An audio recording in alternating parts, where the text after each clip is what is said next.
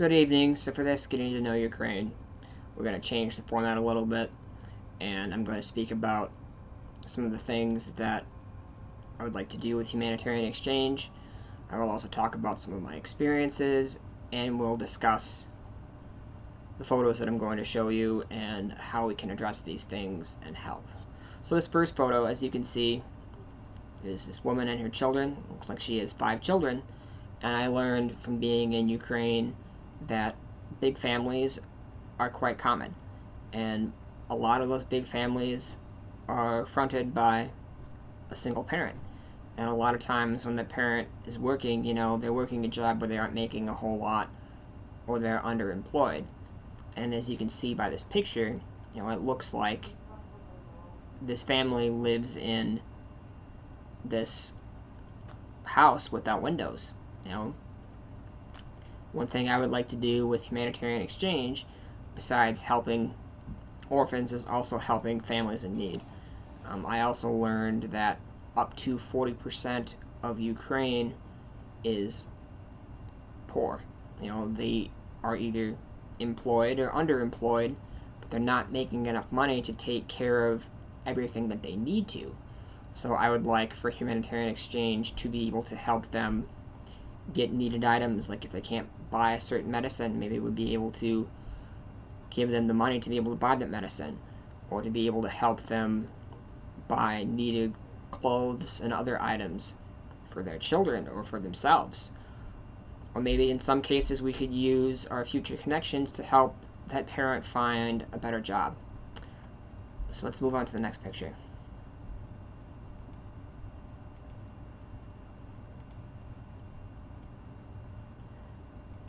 So this picture here, this is basically what I saw all throughout Ukraine.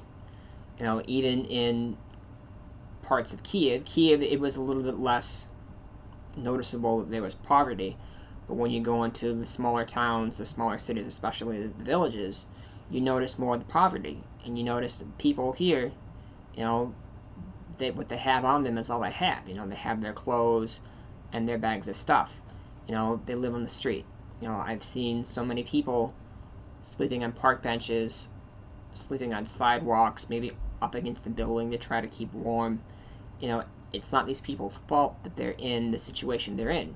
A lot of them are older, and they worked their 20 or 30 years, but then there was no system in place to help them continue to live after they worked. Or maybe the pension that they have, the salary that they get, is too little for them to be able to afford their home. So they go to the street. And that's extremely unfortunate. And with Humanitarian Exchange, I would like the organization to be able to help people that are living on the street because of either a job loss, illness that bankrupted them, maybe a fire that destroyed their house. I would like to be able to help these people with needed items, clothes, food. Like I've said before, maybe help them try to find work through connections that we have in the country. Just being able to pray for these people, and if they want, help them find Christ. But this scene is very familiar. Like you'll see this all throughout Ukraine. And like I said, up to 40% of their population is in some state of poverty. Moving on.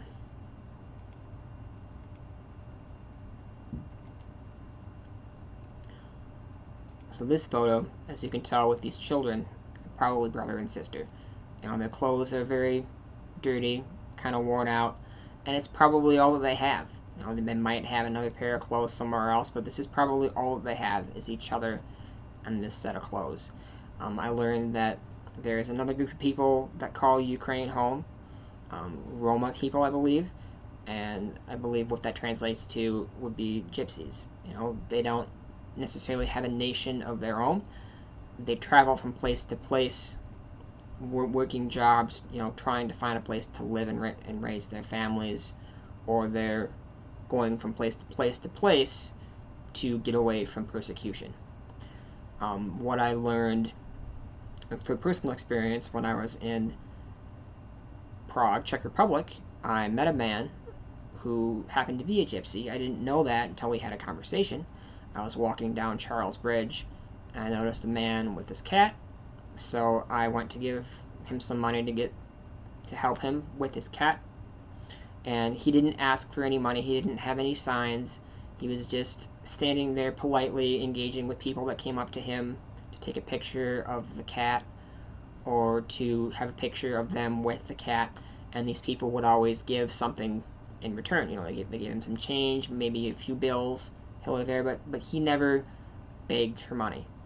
And he told me that's because he works and his wife works, and they don't have enough money to support themselves and their pets. He told me that him and his wife took in a litter of kittens because they found them in an abandoned building, and they were emaciated. They needed food, and they didn't want them to die, so they took them in. And just based on how he was talking, I could already gather that they already had pets of their own, so they added to more bills to take care of these animals. And that's admirable that he and his wife had so little, they still wanted to give more. So he told me that when he wasn't working, he was out there trying to get extra money to support their pets. And the reason why we were able to speak is because he had worked in the UK, and that's where he learned English. And he told me that his culture, the gypsy people, they travel from place to place to place, working different jobs. Maybe they have their business with them in their vehicles, and they're just trying to live and get by. And he told me that a lot of their people like traveling from place to place because it's something new. They get to learn something, they get to do something different. It's not just the same routine. He said that that's normal for their culture, that they're a nomadic people. So they're used to traveling.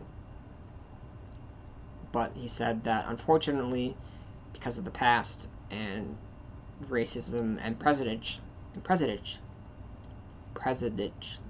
people being president, it's hard for them to sometimes keep down jobs or to keep their businesses afloat, because people believe lies that everyone that's Roma or of gypsy descent are lies and cheats and just aren't good people, which isn't true. I talked to this man for 20 or 30 minutes, and I could tell that he was a good person, that he was just trying to live life and care for his wife and care for his pets.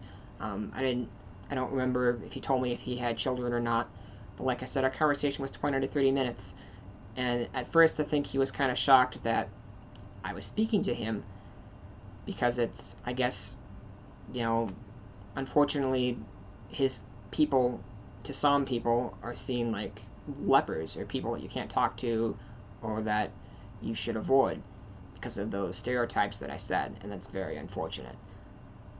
So let's move on to the next picture.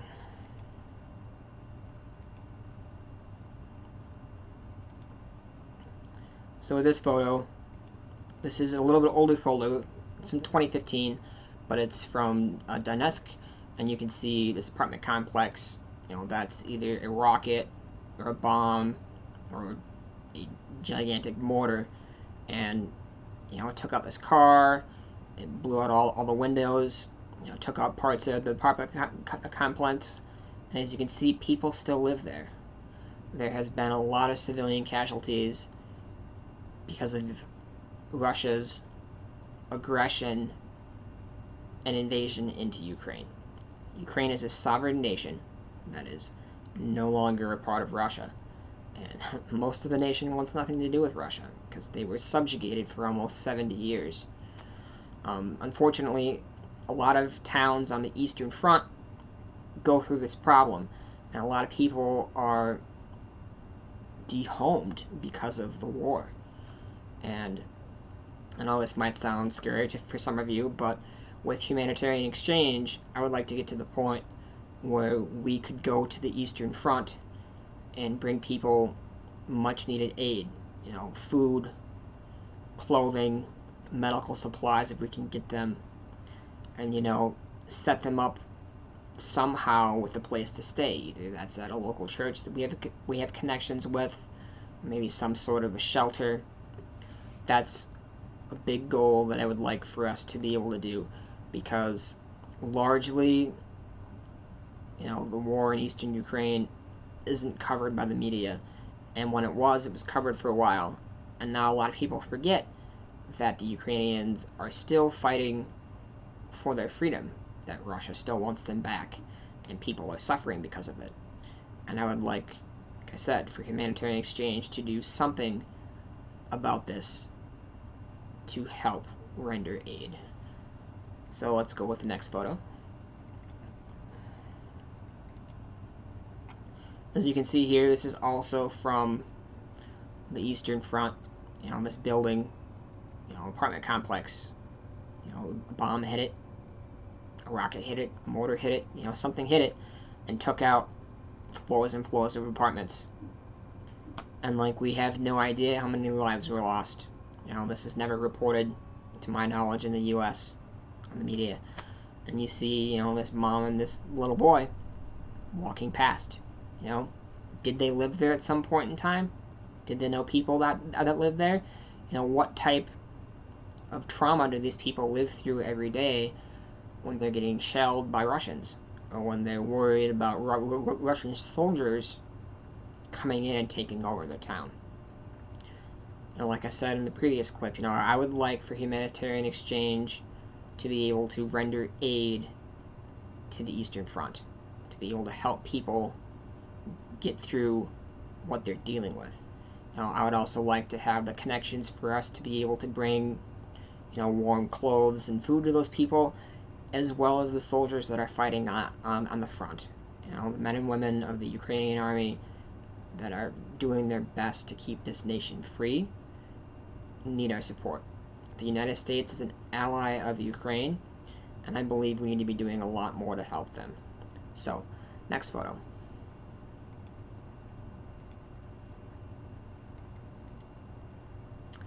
As you can see, back to family. I don't know if all these kids are this man's, or if he's just an adult caregiver at an orphanage. But if they are all of his kids, as you can see, big families are a thing in Ukraine. And even with both parents working, or even if they're middle class, they would still need some sort of aid to help all their children. And I believe when Jesus says that it is a good thing to help widows and orphans, it's on us to help them. And not just widows, also widowers.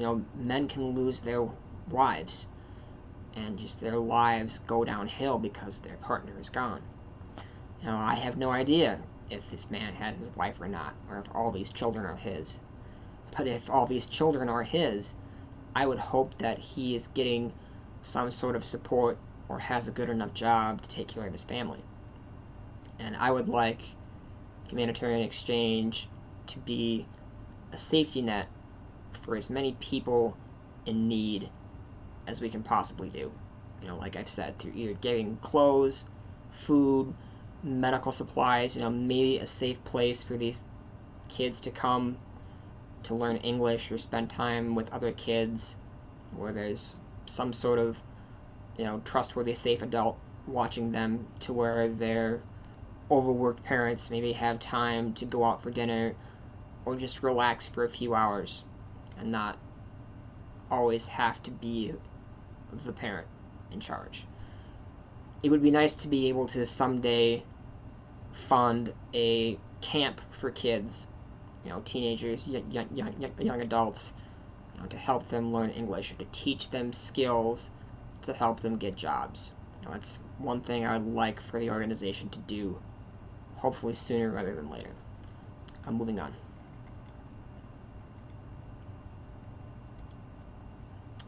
As you can see here, this photo is also probably from Eastern Front as well. He's wearing a school uniform, and what I read in the picture is that this was a school, and then the Russians bombed it, or rocket attacks. And where's this little boy gonna go to school now? It's really hard to replace their buildings because Ukraine doesn't have the greatest infrastructure. I was in 2 or 3 schools, and the one school that wasn't in as good a shape as schools in the U.S. was privately paid for by parents. So most of the children going to the school, they were in the middle class or in the wealthy class because their parents actually paid for the school and the upkeep and the teachers. And also their parents helped pay for supplies too. But in the government-run schools, they were a lot more run down. Tiles were falling off the side of the building. The desks and floors were very old. Just everything needed to be fixed and repaired. The buildings were still very much savable, but it needed investment.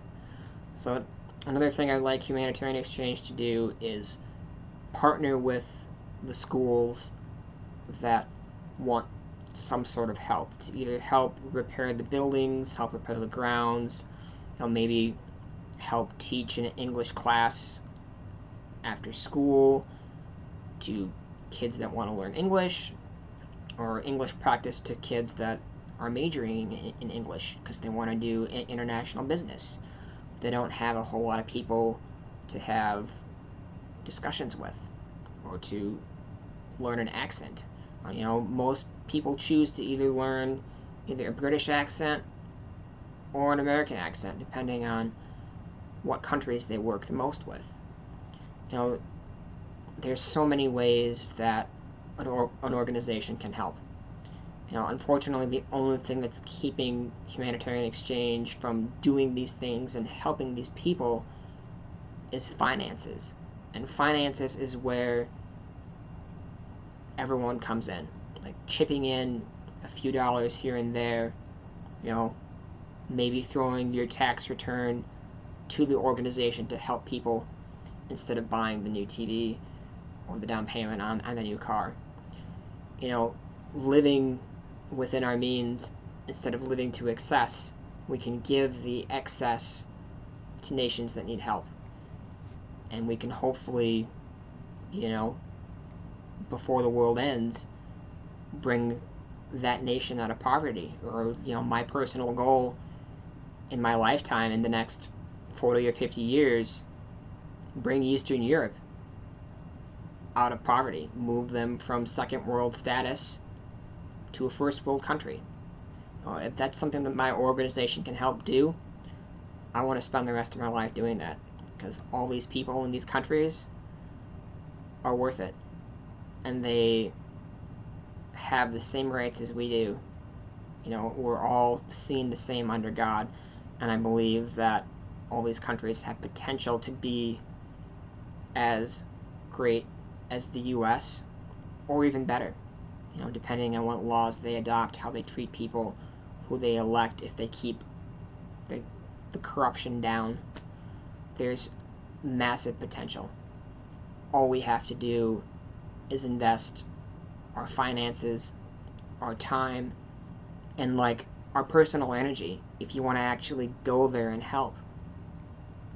So let's move on.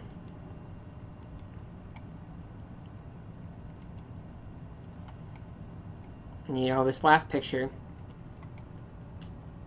I don't know if she's on the Eastern Front, or if she's in the west of Ukraine, or if she's in central Ukraine, but as you can see here, it's a very modest living. She doesn't have a whole lot. Wouldn't it be nice to be able to give this little girl a few Christmas presents, or give her parents some extra money so they could get a month's worth of groceries, or help them do repairs on their home, and when they ask you, how much is this going to cost us for you to repair our homes, you tell them nothing. It's not going to cost you a single hyruna, which is their currency. If they ask you why, it's because you just tell them it's because that's what Jesus would do. That's because you matter, and we care about your family, and we want you to survive, and survive well. So I hope you guys kind of understand my heart on this and what direction the organization is heading in and where we would like to be. I know some of this sounds cliche for you, and some of you think that, oh, this is the job of the Salvation Army, or this is the job of the World Health Organization, or whoever. And yes, those organizations help. Normally I wouldn't name names, but a lot of these organizations tend to focus on the 1040 window.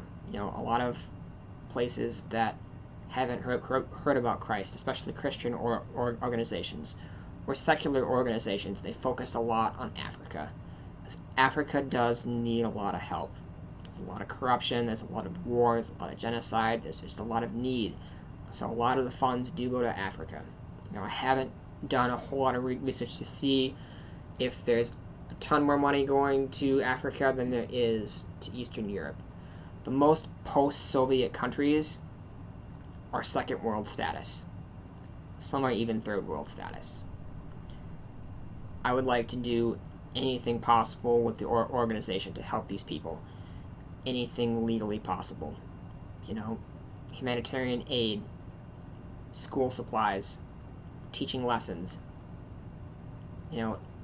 aid for social needs, for emotional needs, maybe getting parents connected that didn't know each other, or maybe helping to get parents without children connected to in-country orphanages where they can adopt. There's so many things that I would like Humanitarian Exchange to be able to do to help the poor and impoverished of the world. Thank you for watching this Tuesday's video. I didn't run a script at all this time. It's just from the heart. So I hope you can respect that. Have a great night.